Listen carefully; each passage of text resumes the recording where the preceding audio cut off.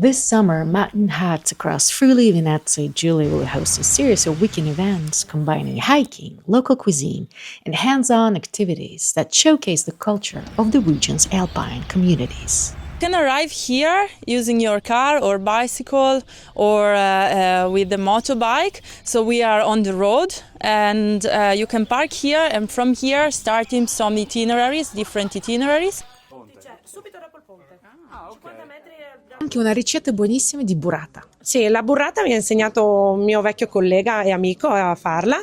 Viene fatta come una lingua di mozzarella e sfilacciata, e dopo viene aggiunto il mascarpone, la panna e il sale, e dopo col nostro impasto lo richiudiamo di mozzarella e così viene la burrata.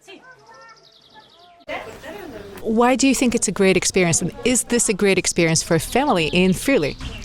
This experience is great because often kids eat mozzarella, see it in the pizza and love it, but they never see how it is made.